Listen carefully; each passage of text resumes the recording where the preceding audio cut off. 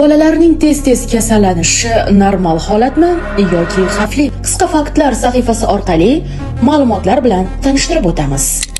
Birinchi fakt.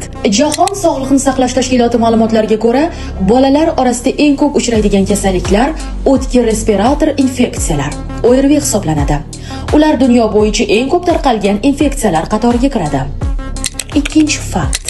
Pediatriya kuzatuvlariga ko'ra, maktabgacha yoshdagi bolalar yiliga o'rtacha 6-10 martagacha shamollash bilan kasallanadi. Bu davrda immun tizim hali to'liq shakllanmaganligi sababli infeksiyalarga sezuvchanlik yuqori bo'ladi.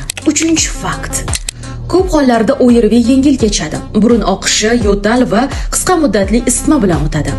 Ammo ayrim viruslar va bakterial infeksiyalar og'ir kechishi mumkin. To'rtinchi fakt.